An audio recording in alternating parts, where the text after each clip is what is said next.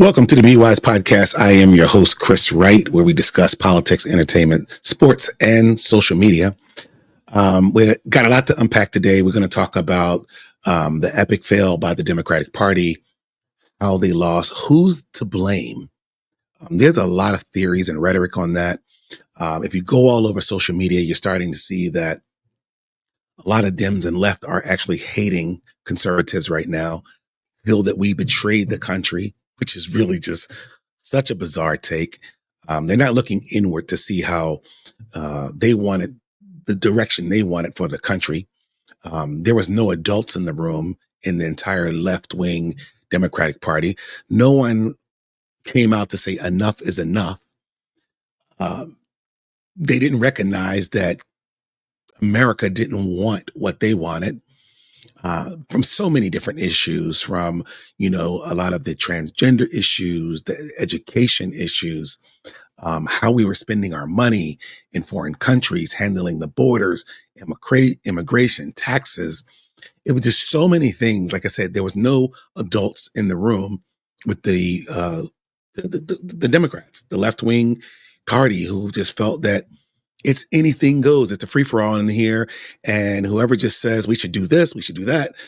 Yes was always the answer. There was never someone to go, whoa, whoa, whoa.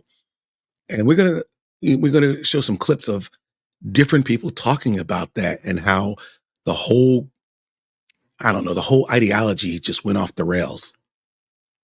As a deformed Democrat myself, a reformed leftist, I was one who at some point just went, what the hell is going on? Okay. There was even a guy on CNN. I didn't even pull the clip for this one because it was just so ridiculous. He basically said that Biden should step down right now, hand over the keys to Kamala Harris so she could be the first Black female president in America. Even though she lost the election, he wants to appease her and appease America, appease the left, appease women by giving her the keys for the last 60 days of his administration. Now, first of all, we don't know who's driving the car right now. Okay, let's just be honest. Let's be real. We don't know who's driving the car right now. We don't know who's the president of the United States right now. Because the last time we saw Joe Biden, he was reading a note or a teleprompter saying how Donald Trump supporters are garbage. And he stumbled over that little, statement. So, like I said, all over social media, I'm being called names. If you voted for Donald Trump, you're being called a name. And we just want to know what the hell's going on. I don't know. And we got to figure it out. We just have to figure it out. So I'm going to start with a clip from the Megyn Kelly show, who's a favorite of mine. And we're going to get to the bottom of this today. And I'd love for you to tell me where you think, I mean, you know what? If you're smart, you already know where the blame goes. But let's talk about it intellectually and see if we can come up with some, ideas. Don't know why they lost. Like, the fingers are all like this. It seems like Kamala Harris's team thinks it's Joe Biden's fault. Joe Biden's team thinks it's Kamala Harris's fault. There's another pocket of Dems that think it's just, market circumstances and the Biden policies that got us into this hole. There's another group that's saying global circumstances. A lot of incumbents are losing globally, and it's all due to COVID. Meanwhile, he wasn't actually the president who was in there when COVID broke out. He was just the one who ruined everything after it did. And then there's a very, very small pocket of Democrats that seems to be saying, do you think it's us, Stephen? Like, is it possible that it's us? I don't know. It might be us. And then there's the pocket of Democrats that's turning on that last pocket. Like, how dare you? How dare you say it's us? F you. That's your racism and your misogyny and your transphobia speaking, which is super fun for me because it shows they're not going to change and they're going to keep losing. That pocket of the Democrat Party that just won't move on identity politics is a cancer from within that is going to make them lose elections from now to forevermore. I mean, she's dead right. I mean, until they come out and say, what can we do differently? It reminds me of the Dallas Cowboys. Inject a little sports in here. Until they get rid of Jerry Jones, whether he dies or resigns or turns over the keys, and he keeps doing the same thing over and over again, I'm going to pay my quarterback, but I don't care about the rest of the team.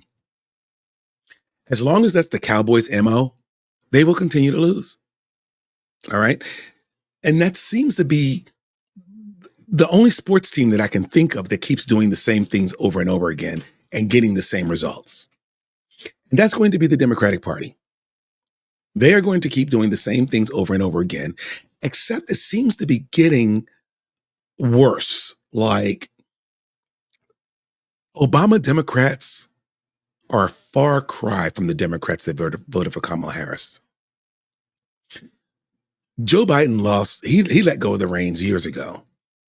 And the Democratic Party and the left wing just got worse and worse.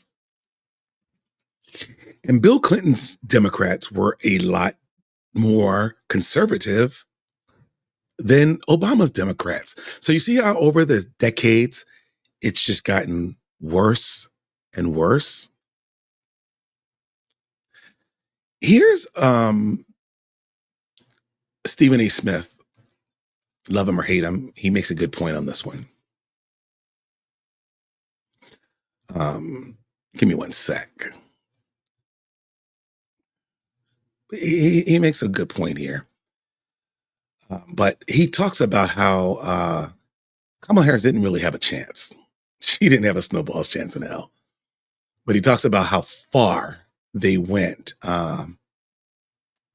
with their madness. Last night is that she never had a chance. Never. Because too many American citizens are too disgusted with what they see from the extreme left, who are the progressives, who apparently hijacked the Democratic Party and leaned them and pulled them so far to the left that they felt, hell, even if it is Donald Trump, at least that would be closer to us recognizing the country that we live in as opposed to what we've been subjected to. And in the end, celebrities who are worth hundreds of millions, if not billions, who most American citizens feel are incredibly detached from their way of life and their quality of life, we're not going to get away in guilting them into doing something different than what their experience says is going on and what they should do about it. That's what happened, ladies and gentlemen. That's just the truth. Yeah, so they tried to throw all these what are we, children? What are we, children? Like, you're going to throw Beyonce at me. You're going to throw all the, John Legend at me, Chrissy Teigen, Bruce Springsteen, Robert De Niro, and all this. You're supposed to go, I love their movies. They know best. They haven't lived my lifestyle in many years. They have no idea what's going on. Some of them don't even know. Joe Scarborough on Morning Joe didn't even know how much butter costs. They don't even know the price of a dozen of eggs. So you have to ask yourself, like, why would I even listen to these people? Megan Thee Stallion, she's twerking on stage. Like, why? Who cares? That's not going to make me change my vote.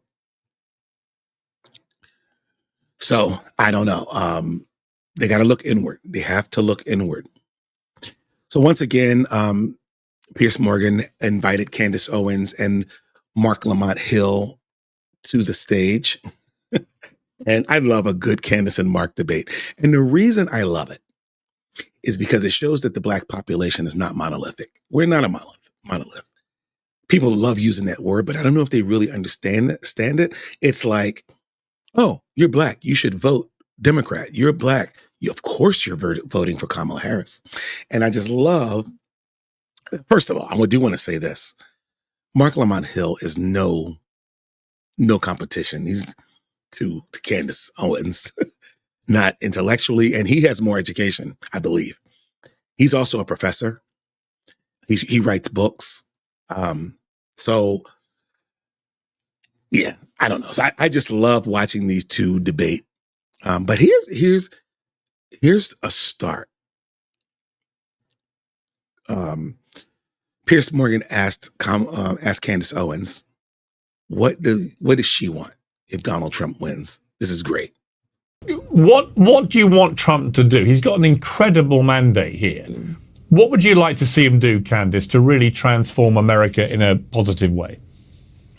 Yeah, absolutely. Everything that he promised he would do. Secure the borders. I want him to get the illegals out of this country. It fundamentally is hurting the workers, particularly the blue collar workers, is hurting Black Americans. It's why you saw men moving away from this. And obviously Latinos are upset about it as well, to try to conflate being a legal Latino citizen with being an illegal, I think is something that has been upsetting to people. I very much want him to go after the deep state. I know I saw Piers that you tweeted, and many people have this sentiment, like we should take the high road now. We should walk away from this. We shouldn't go after Hunter Biden. I think it's the exact opposite. He took the high road in his first, the first time that he was in office, and look what they did to him afterwards. We need to root out this corruption and truly go after the Department of Justice, because if they will do this to a sitting president, how safe does an American feel? I want him to instantly, on first day in the office, to take care of Edward Snowden and Julian Assange. To issue them both pardons. And I want to make sure the people that are around him do a very good job at deregulating this economic environment. I look forward to seeing what RFK Jr. does to the CDC. He has been on to them for a very long time. Absolutely collapse Big Pharma, what they did throughout COVID, the bureaucratic state that was a warning to what will come if we allow the state to continue to grow. And he's got to fundamentally shrink government, secure the borders, and root out the corruption of the Department of Justice and the deep state. Is that what you want, conservatives? Did Candace Owens have her talking points down to a science? And did it make sense? Now, the Julian Assange and the other guy, she wanted. I don't know if Donald Trump is going to take the time to worry about them. There's so many more, like Ashley. What's her name? Ashley Babbitt from J6. She might be a little bit more important at this time, but I do get her point. But yeah, but overall, her platform, the things that she wants from Donald Trump, just simply makes sense. You know what doesn't make sense, though? What Marc Lamont Hill wants. And Marc, we got about a minute. What would you want him to do? A bunch of stuff that he's not going to do. I'd love to see him hike the minimum wage to a living wage. I'd love to see him cut off funding to Israel. I'd love him to restore full funding to the Palestinian people through UNRWA, and in fact, increase that funding. I'd love to see him sign a reparations agenda. I'd love to see universal health care for all. I'd love to see student debt forgiveness. I'd love to see him, jump back into all the international climate agreements that he's pulled out from in the past and commit to staying in them. And I'd love to see him have a humane border policy. We may disagree on what humane looks like, but we absolutely need one. So I'd love to see him do all that stuff. And if he does all that stuff, I will fight for a constitutional change to give him a third term.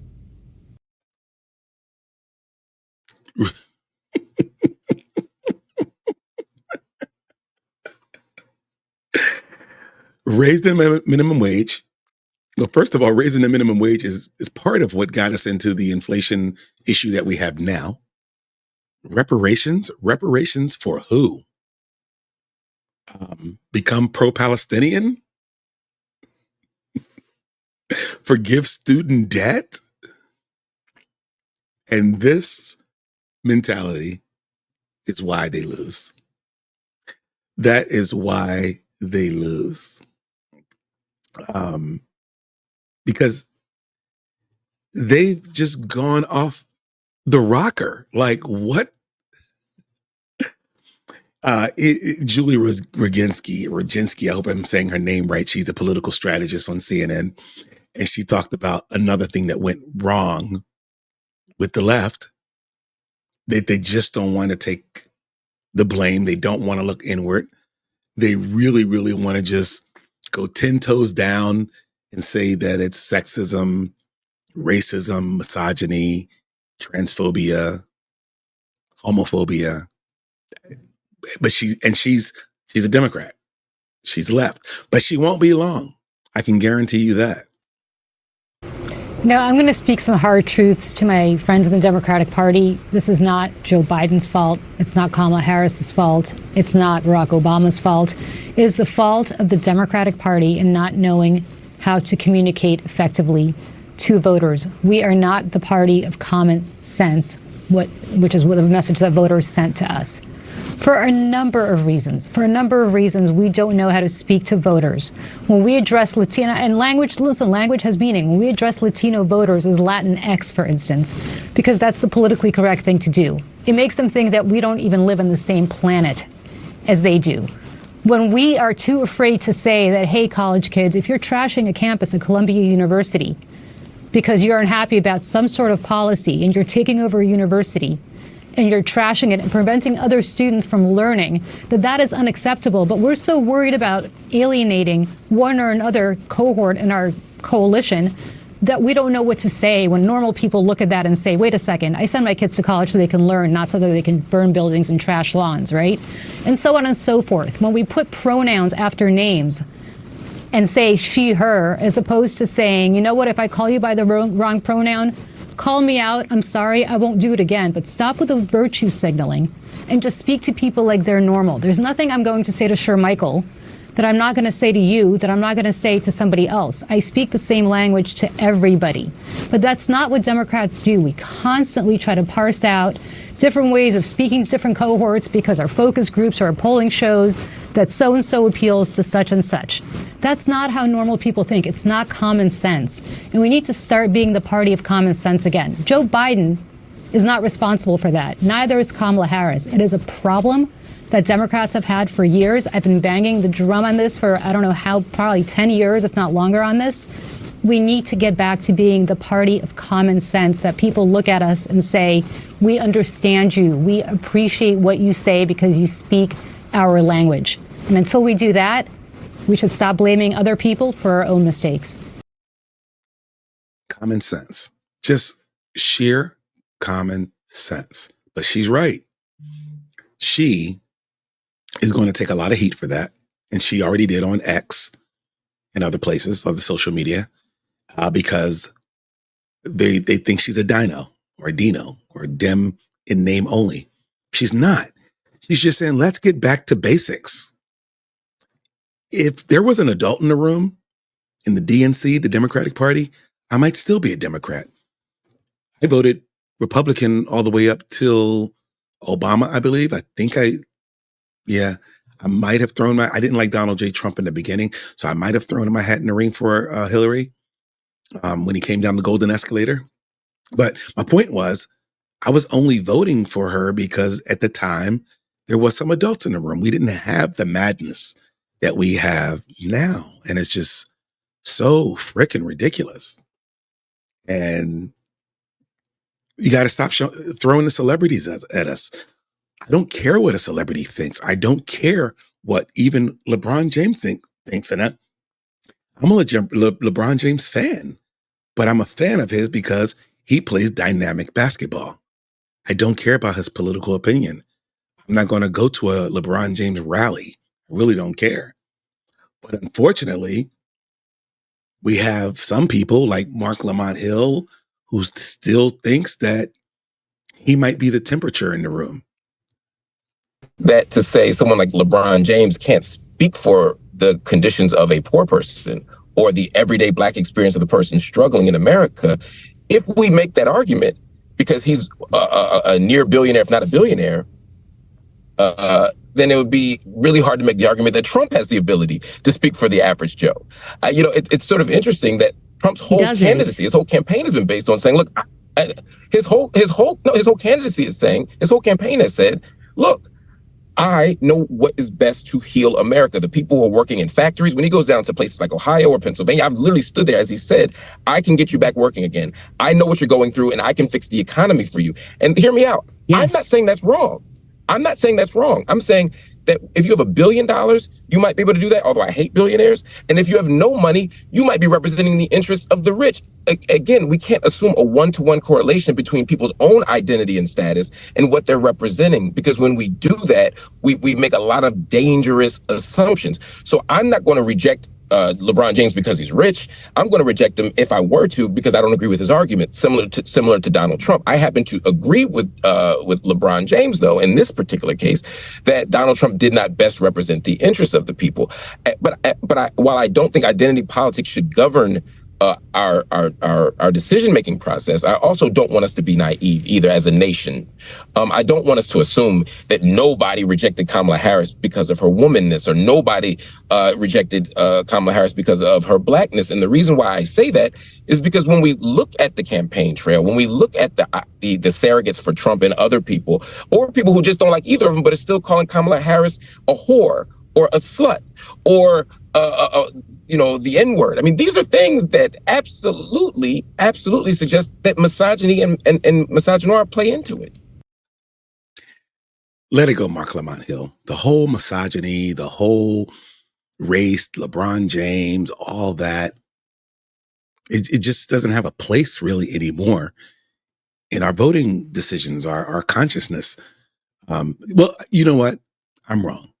It does have a place in left-wing thinking consciousness, but let them continue to talk like that, because they'll just continue to lose. Candace had a really good comeback to that response. Candace, you want to respond? Yeah, if I may respond. First and foremost, Trump has never tried to say, I am a blue collar worker. So that's just completely wrong. He actually leans into the fact that he is. Well, you correlated him to LeBron James, and you said, well, he does the exact same thing that LeBron James is doing. No, LeBron James pretends that he is living a struggle. Trump does not. Trump says, I'm rich, I run a company, and I can help you get rich. He literally makes jokes about the fact that he's rich when he's at these events, and he's tossing jokes about, I'm a billionaire, I've done this. Like, he is the New York City stereotype billionaire who basically says, I've run businesses, and I'm going to run this country like a business, and I'm going to lift you up, and I understand how trade works because I've been running a business. So I just fully reject that he's somehow cosplaying a blue-collar worker. Blue-collar workers are responding to him because he speaks in a way that they believe that he's going to uplift them. That's great. I'm happy we agree on that point, but you did try to correlate him to LeBron James 5 seconds ago, and that's just not the truth. But to respond to your point, because this has really bothered me, people pretending that those who have told the truth about the fact that Kamala Harris did sleep with Willie Brown and was not warranted to the position that she has, district attorney, pretending that this came up because she's running for president or because there's some element of misogyny. That is patently false. It was actually leftist newspapers at the time that she was running in Los Angeles. I pulled up these old articles in the San Francisco Chronicle who were scandalized. They felt that it was a scandal that she was being given so much power, that she was being put on boards that she did not deserve to be put on, and that she was being given those positions and making all that money not based on her merit, but because she was having an affair with Willie Brown. Again, these were the leftist San Francisco articles that were covering it at this time. You can go back, way back machine it, and read those articles yourself. So people point to the fact that she was essentially coronated because of who she was sleeping with in the past, and then now is essentially just being handed another position, not because people voted for her. I think it's relevant to the discussion of whether or not she is qualified for that position. That's fine. And the last thing I'll say is that I found it to be really alarming and borderline satanic in the manner that they ran to women and said, well, this is the election that hinges upon abortion. And I am not saying this even as a critique of people that are pro-choice. I actually think they moved away from pro-choice. They went like pro-death. It was very bizarre. It wasn't like, the typical we are pro-choice and you are pro-life. They essentially were coming to women, and their only basis for saying to vote for her is, well, the only thing women could possibly care about is whether or not we have the authority to, murder our offspring. I don't think that actually resonated even on the left. They're not that radical on the topic of abortion to make your entire platform hinge upon it. And I think that's the reason why so many people who otherwise are okay with the pro-choice movement, we also saw in those exit polls, moved away. Women moved away totally from the Democratic platform. I think it was a big mistake to hinge an entire election upon the topic of abortion in the way that they did. Yes, Marc is just he's no match for Candace Owens. She does her research. And but this whole thing about Donald Trump in comparison with LeBron James and their wealth. No, Donald Trump basically does say, I'm rich. I'm very wealthy.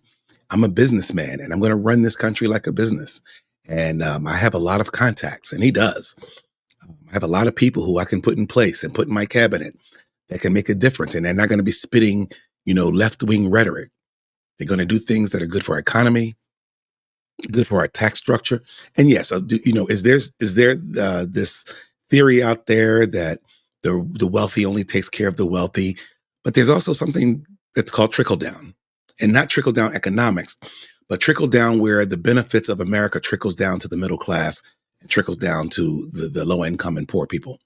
So I do believe that. Call me naive. Tell me I'm drinking the Kool-Aid. I don't really care. I don't care. So, where do we go from here? Where do we go from here? So the next thing I do want to talk about, and really quickly, is they had a transgender discussion. I just want to touch on that really lightly, because the thing about that, if you don't talk about it correctly, people will call you homophobic, transphobic, and that's just not the case. They'll just say we're inhumane in our thinking, and that is also not the case. So where is that? Here it is. All right. So they had a trans discussion. It's a contradiction for Democrats to do that unless they accept the terms of your argument. Let me be clear. If you think that trans women are not women, then yes, it would be a violation of women's rights to say that trans women should be boxing. I happen to believe. No. I'm sorry. Marc. I need to finish. No. I insist on finishing this point because I will not be cut off and misrepresented. But let me make the point. Okay. I happen to believe that biological males should not participate in women's sports. I am fine taking that position. Yeah, that's my point. Sometimes if you hear me out, you'll realize we're not even debating. But there are many Democrats who don't take that position. There are many people on the left who believe that, and let me be clear, I think trans women are women. I just think sports are divided in a very particular way. In 8th grade, we make a decision that we need to divide sports up by gender or by sex, right? Because we believe that there's something fundamentally different about biological boys and biological girls to say we shouldn't be running on the same track team. We shouldn't be boxing each other. I'm okay with that argument.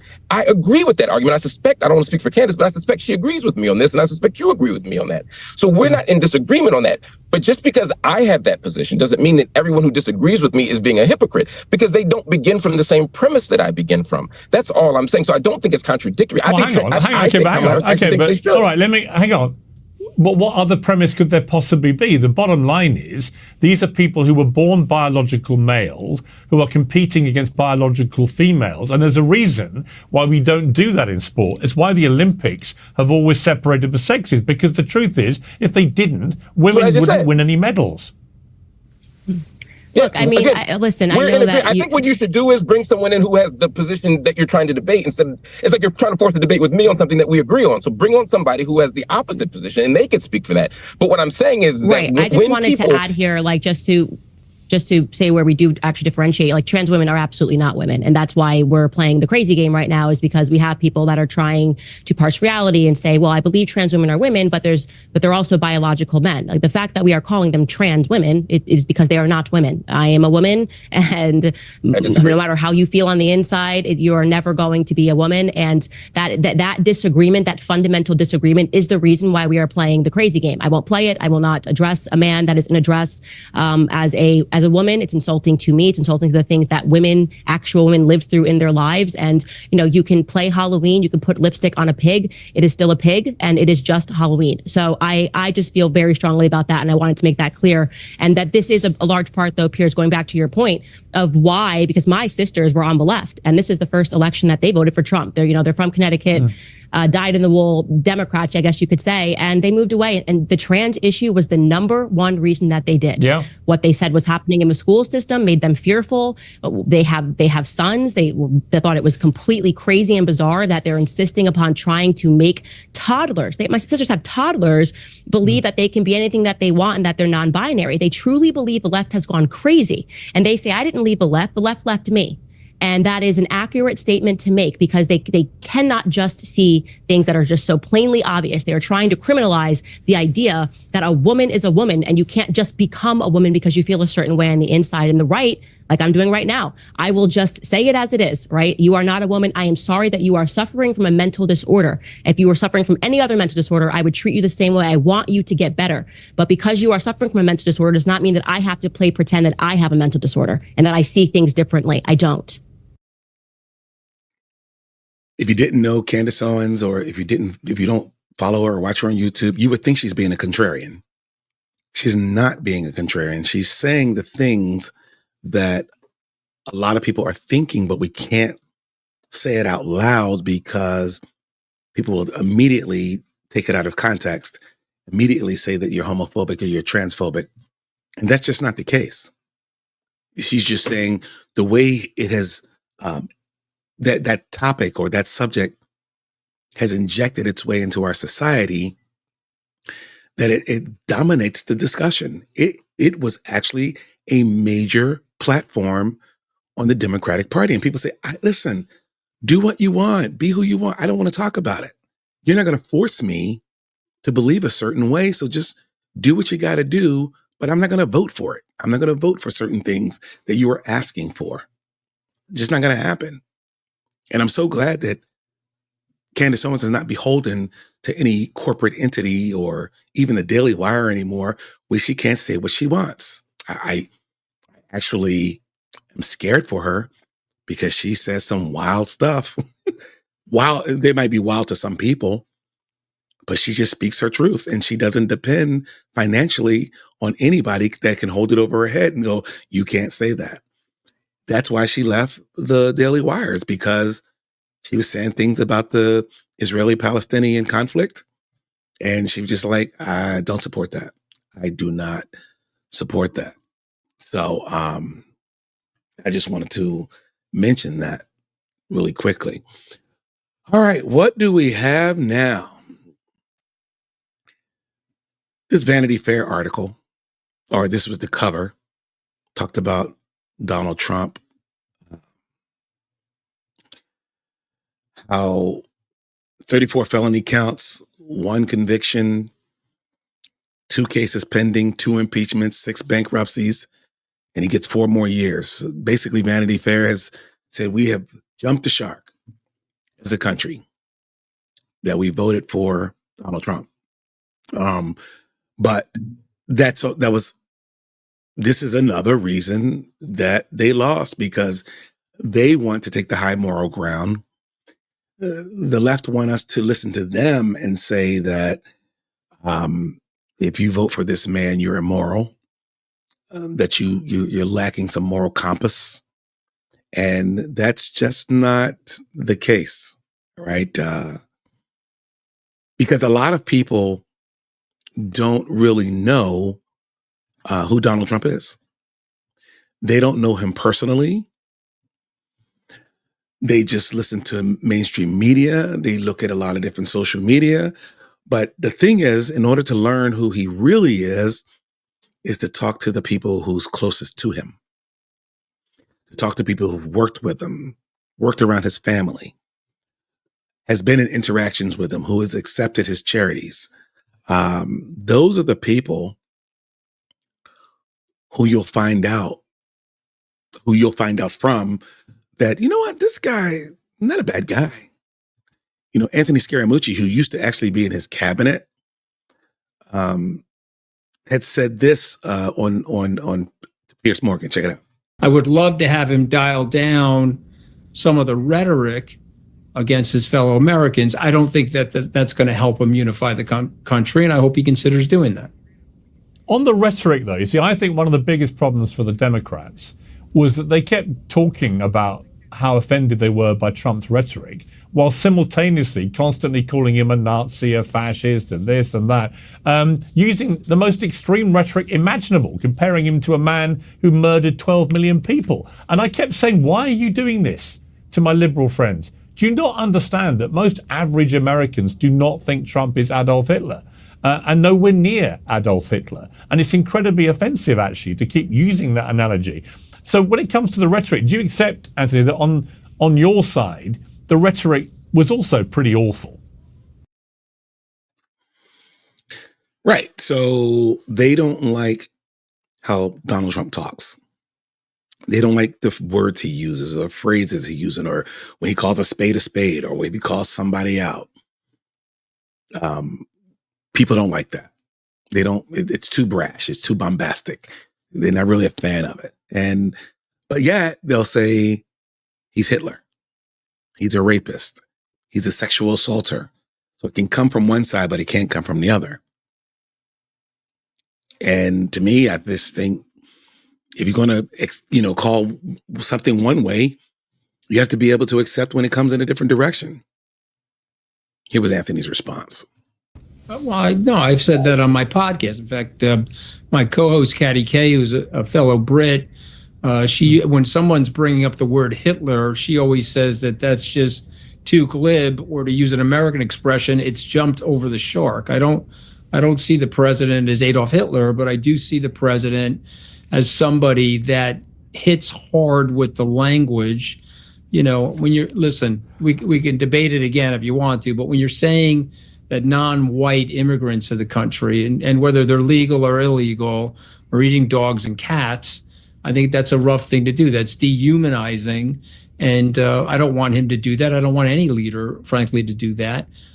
We have to figure out a way to cohabitate in this country. We have to figure out a way to respect each other's cultures and each other's ways of living.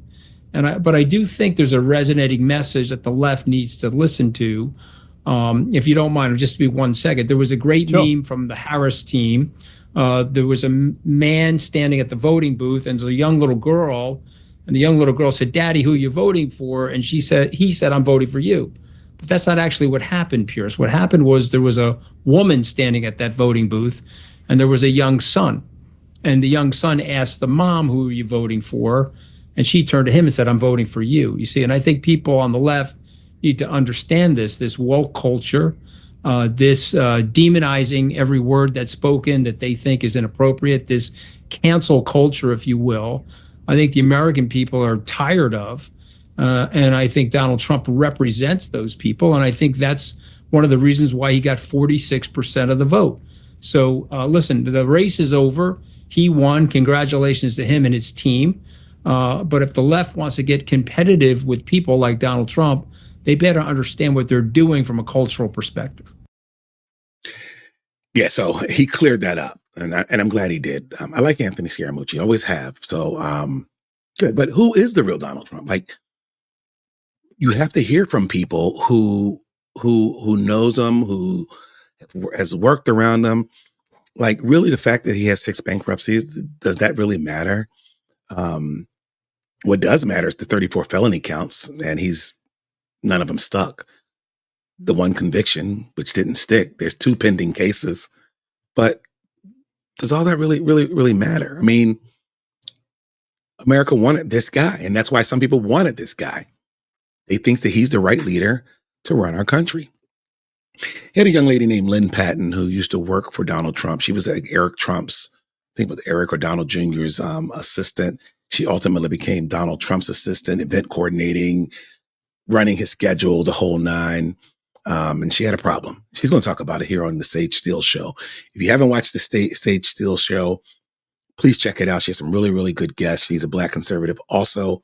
And she really has really good guests on there that talks about what it means to be Black conservative, the fears of being Black conservative, and how it can basically change the lives of the Black community. Here's Lynn Patton. Eric Trump calls me in his office and he said, close the door. And I was like, okay, who are we talking about? You know, getting ready to talk about. And he's very serious. And he looks at me and he says, Lynn, we know what you're doing and you're better than this.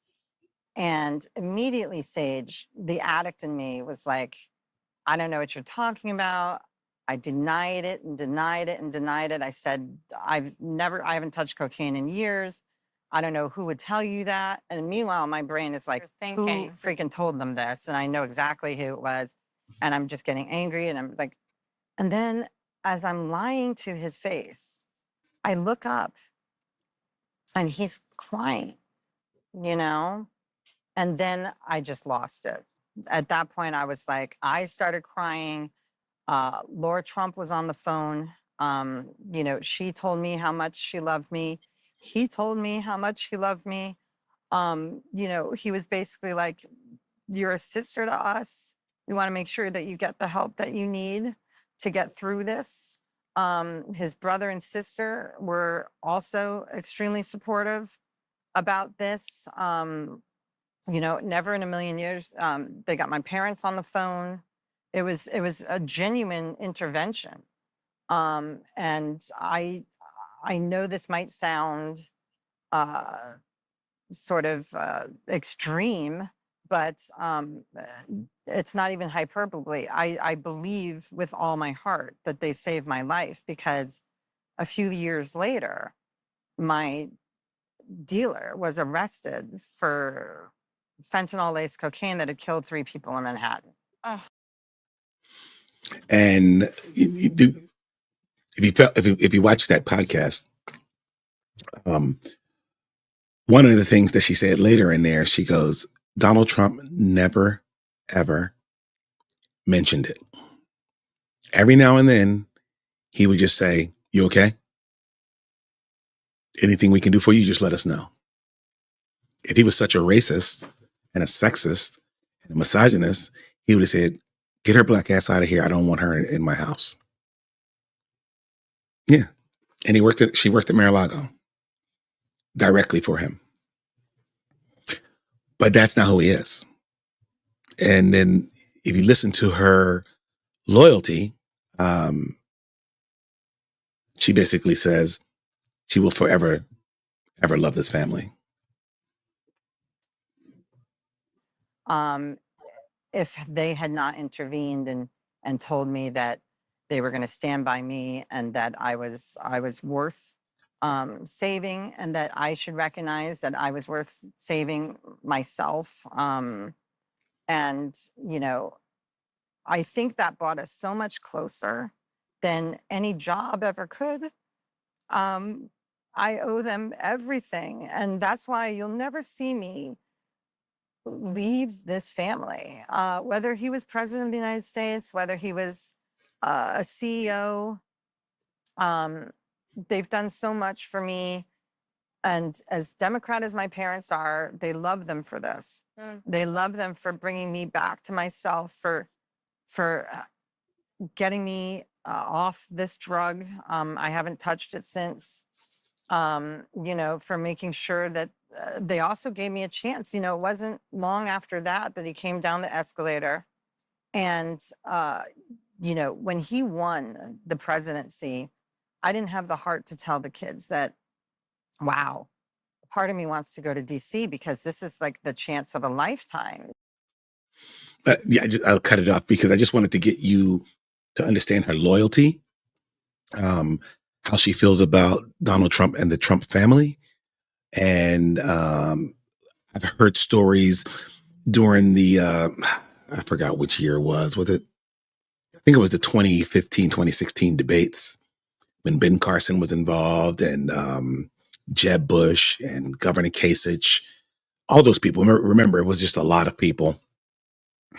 And Ben Carson was, the only black guy. And of course, back in the green room, his family was back there, his grandchildren, his wife, his kids. And he said that of all of the going-ons in that room, the only person that actually had conversations and talked to his kids and played with them, see how they were doing, asking questions, was Donald Trump. Donald Trump even told Ben Carson, win or lose, you ever need anything, reach out to me. You have a great family, this, that, and the other. Jennifer Hudson, I think she had a fire or something, lost everything. Who reached out to her? Donald Trump said, hey, any way I can help, you let me know. And he did. I think she'll be ever indebted to him forever. Story after story like that are out there about this man who they want you to believe is a bad guy, is inhumane, sexist, racist, misogynist. And I'm not here to make excuses for the things that he has done, but I'm just saying people in glass houses don't throw stones or shouldn't throw stones or however that should go. Take a look at this clip. Thank you so much for doing this. This is a tremendous honor for me. I'm a big fan, so just so you understand. Thank you. Well, I'm glad because I've got an issue with you, and when you gave me this opportunity, first of all, thank you for coming on the Gutfeld show. It was hilarious. Yeah. It was a lot of fun. It's a good show. And I actually owe you an apology before we start. I've been very critical about you, how you fight all through the campaigns. I voted for you because I like policy. I didn't know you as a man. And I think when you don't understand what a man fights for, you can get lost, especially with all the noise we're seeing from fake news, et cetera, created these pictures from you. So Gutfeld show's over. Cameras are off. We go backstage, and I expected you to be like every politician or anybody I've ever celebrity I've bodyguarded for, and you met my family, and you talked to my daughter. Mm-hmm. My daughter is 10 years old. Her name's Georgie. You guys talked for 20 minutes. If nobody knew, you could have been her grandfather, and you were talking about her horses and her dreams. And I was sitting there, and I was like, I have been so wrong about this man because I never understood why you fight the way you fight. You're a family man.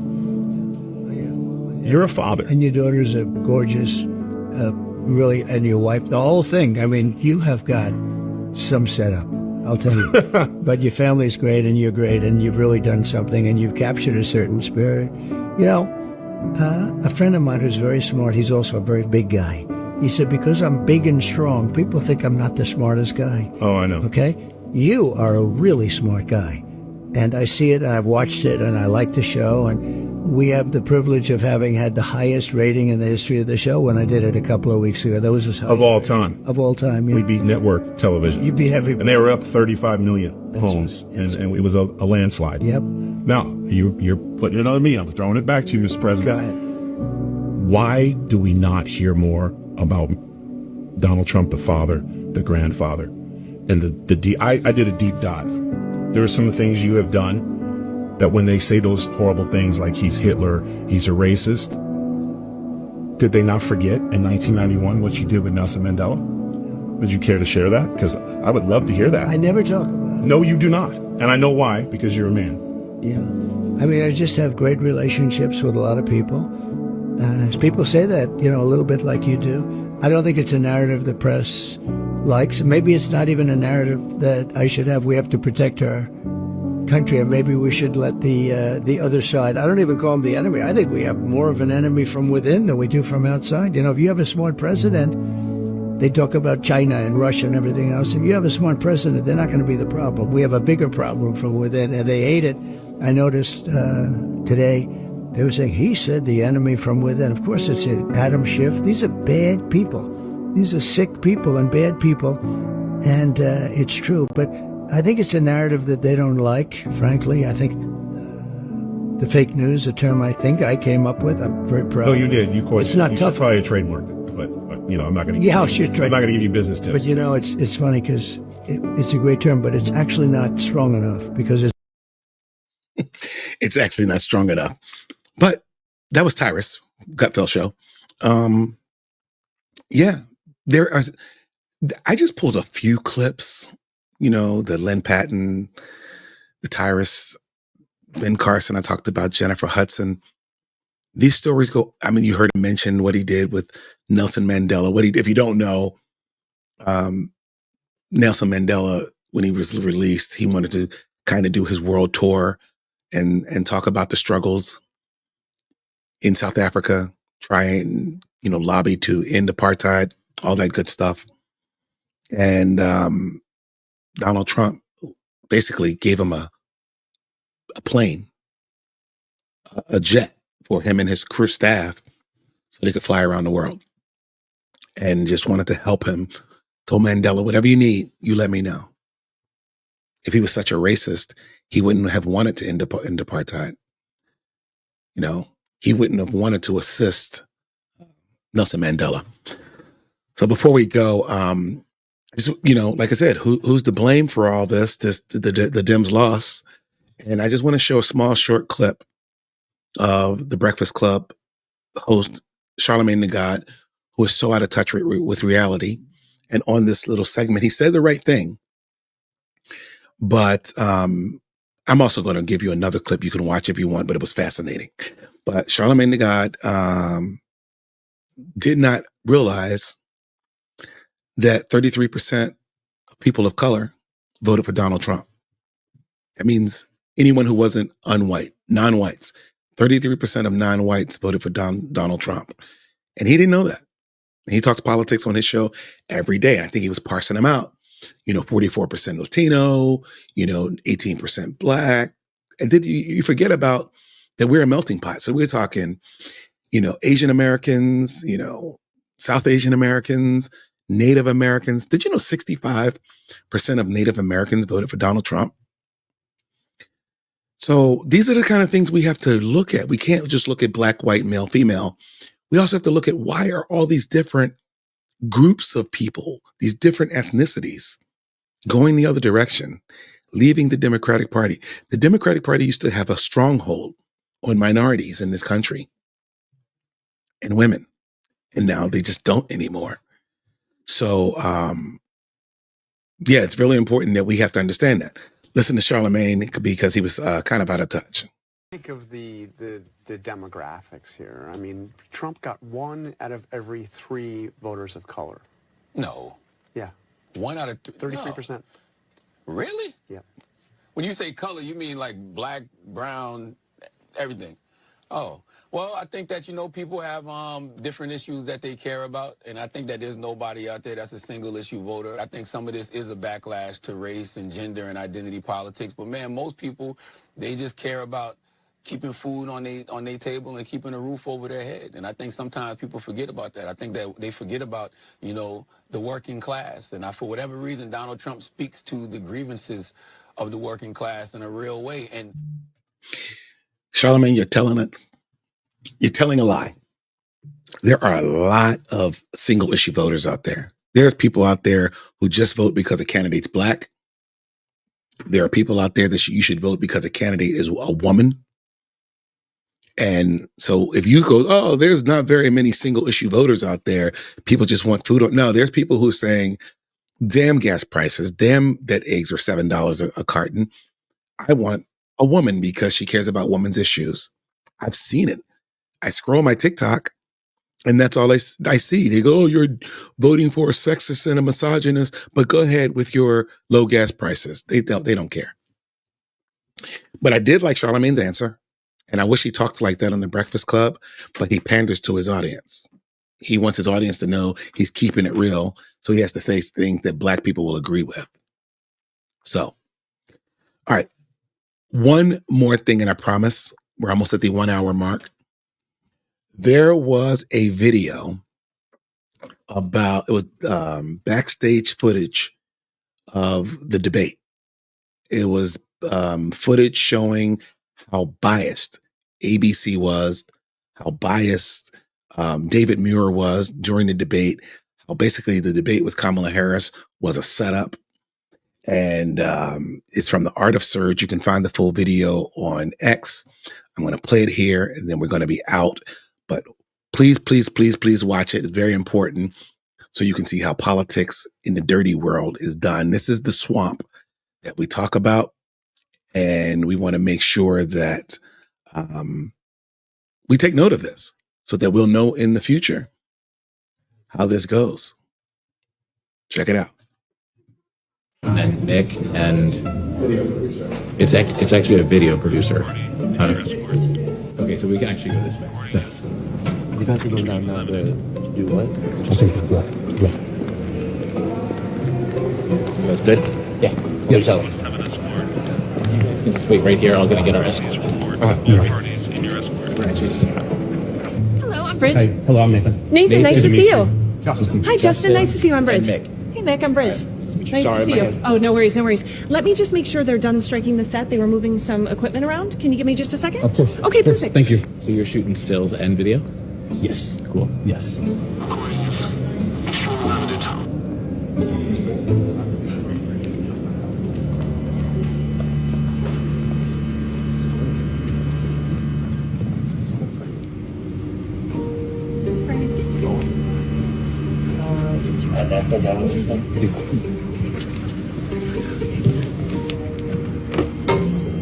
Very intimate, small room.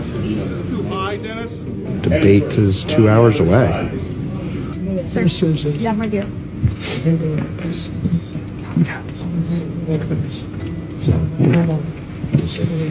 I'm speaking to the camera. It's camera number 5. So what do you think I should be? Should I be talking? It's more comfortable here. Answering the question to them, but you have a message for the American people. Is that the clock? Okay. Well, what happens if I'm 10 seconds long? Will it be cut off? No, we don't. You're hanging it inside? Okay, so he can't visit the Elko Bros yet. No touch out. No touch-ups? Nope. Oh, have we agreed to that? Yes, we have. Oh, that's good. I like that, but why? We felt it was fair to both campaigns. That way, nobody wants progress. Are we allowed to write notes to ourselves? Or? Yes. Yeah, that we have. It's yours. Oh, so I could stay here? If you wanted to, or if you Or I could take the pad there? Yep. Check. Is it open? 1, 2, 1, 2. 1, 2, 3, 4, 5, 6, 7, 8, 1, 9, 2, 10. 3, 4, 5, 6, 7, 8, 9, 10. So that's what I'll be hearing. Green is I want. That's right. But I'm on yellow, but that's just to tell me I'm finishing. Right. That's it. But green means I'm on, Yes. right? That's the key. Actually, you'll see green when she's speaking as well, so that's just a general clock. It's not an indicator of the mic on. There's no light to indicate that the mic's on. When the mics are off. The mics are off. Oh, okay, good. Turn on. The way I've normally done it is I will see that I'm on and she's off. But we're going to go a little bit less formal. Sarah? Yes. Are they going to be directing me or will I just respond to her? Okay, will they always say that? So my time is running out. My time is running out. I have. Because otherwise I'm not going to know what No, they're they doing. will absolutely. They will say. So they'll always direct me to speak. Thank you, Mr. Thank you, Madam And they'll thank her, Check. thank you, and then they'll ask for the reasons. And so when my time is up and I finish my statement, my mic will be cut. Then they'll say thank you, and they'll ask a question of you. So we have to fill it. And when you are behind, your mics will be open. I know, and if you not answer questions, your mics will be open. So just out with the sentence. So the mics will be open. For an introduction. Okay. When they're asking me a question, shouldn't I be talking to him instead of looking up down? I think it would look better on television if I'm speaking. It doesn't look real when you're looking over somebody. Thank you very much. Congratulations, Sig. Who knows? I think you're going to have a big show. See you soon. Thanks, fellas. Tonight, the high-stakes showdown here in Philadelphia between... We Uber Eats, this little stream deck, whatever you want to call it. Got here with about 15 minutes to spare. So let's now welcome the candidates to the stage. Take a time, but it's audio coming through. That's how it's done. Good evening. We are looking forward to a spirited and thoughtful debate. But her vice presidential pick says abortion in the 9th month is absolutely fine. There is no state in this country where it is legal to kill a baby. Madam Vice President, I want to get your response. He will sign a national abortion ban. Thank you, Vice President Harris. Well, there she goes again. It's a lie. I'm not signing a ban, and there's no reason to sign a ban because. And as you rightly mentioned, nowhere in America. Abortion ban, but it doesn't matter because this issue has now been taken over by And this. that is not happening. It's insulting. Vice President. Excuse me, I have to respond. Thank you. A lot of issues to Mr. President, why do you believe it's appropriate to weigh in on the racial identity of your opponent? I don't, and I don't care. I don't care what she is. I don't care. I got you, John. It's Olivia. I have Ross Amita, Cameron, and Jason Mellor would like to see right now. They want to see right now. Where do you want me to bring He told us there have been no credible reports that Maybe that's a good thing to say for a city manager. They want to see right now. Where do you want me to bring that? The FBI says overall violent crime is actually coming down in this country. But Excuse me, the FBI they were defrauding statements. They didn't include the worst cities. I want to talk about the peaceful transfer of power, which, of course, we all know is a cornerstone of our democracy, and the role of a president in a moment of crisis. Is there anything you regret about what you did on that day? That's a work job. We are in control. We are engineers.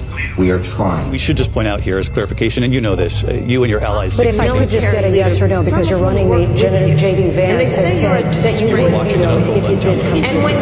Why don't you ask me that question? Anything you regret about what you did on that day in front of many judges, many of them. No judge looked at it. Nothing to do with that other than they asked me to make a speech. That story has been, as you would say, debunked.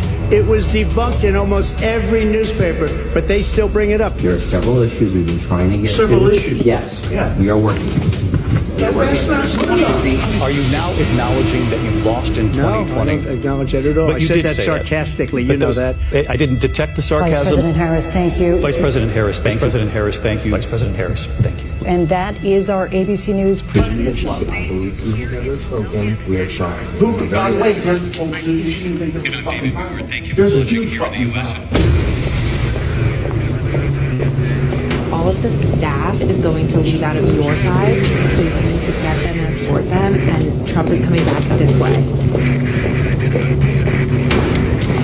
Okay, copy. I think he's just going to walk out with the staff, and I'll just walk out with them. Go. Go, go, go. Yes, just get staff 3 to the spin. Thank you. If you go and we go, we're not going to have time to load all this out. Go with Mickey right now and tell him to figure out a car. Just go. Leave this here and go. Go. Going to exit any minute through the front door.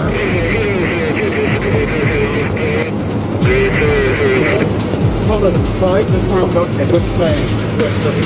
Yeah. Jumping in the motorcade, he's going to go for the spin very fast.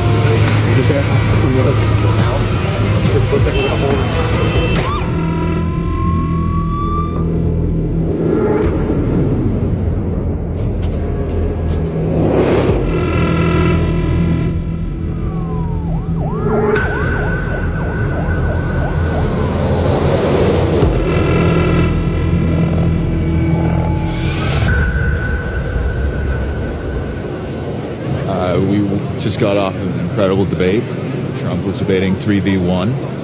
You know, that's what happens when the unfair media decides to put on a debate. The story they're going to try to spin, because you've got all the momentum right now, is she stopped the momentum. It's bullshit. I think I killed her. I don't think that anybody gives a shit. I think he killed her, and I think the idea that she somehow... calls from congressmen saying that's the man. No.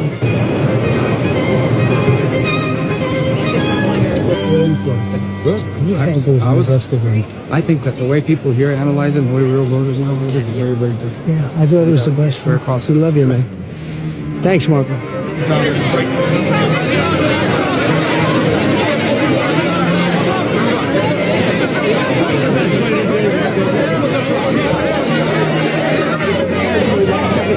I assume the moderators would be bad because that right there is the worst of all the news networks, in my opinion. It basically was 3-on-1. Now, she wants to do another one because she got beaten tonight, but I don't know if we're going to do it. What was your assessment of the debate, Mr. President? I thought it was a great debate. I thought it was my best performance, actually, but I don't even view it as a performance. You were corrected 5 times by the moderators. Yeah, Kamala Harris wasn't once. Which is ridiculous and incorrectly corrected. No, the moderators, look, this is, and I said it, this is the worst of all the networks, of all the various networks that we deal with. I think ABC is the worst, but despite that, you know, it was a great evening. Yeah, we complain about the media. Sometimes people find it trite, but tonight we saw the reason why, right? It was a 3-on-1 performance.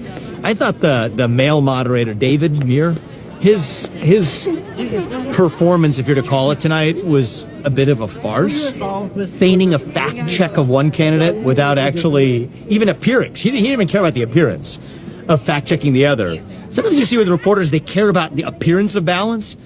Tonight, this guy didn't even care about that appearance. And so I think that was probably one of the more salient but unsurprising parts of the night. But I do think voters are smart enough and capable enough to see through that smokescreen. They've been tricked before. I don't think they're ready to be tricked again. Thanks for talking. Yeah, good seeing you guys. Sweet.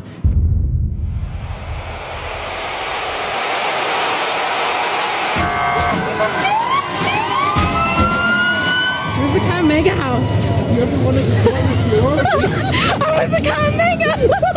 What's up, baby? How we doing? Hey, man, nothing like working out for a football game, right? Put me in, coach. I'm ready to go.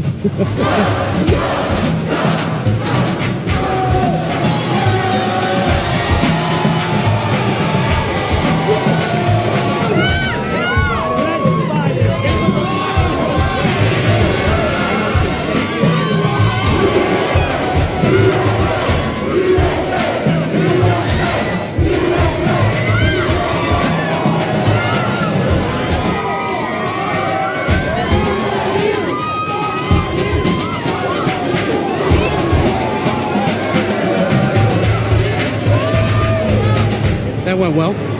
That's the biggest. Biggest, huh? How are you? Nice to see you. Look good, huh?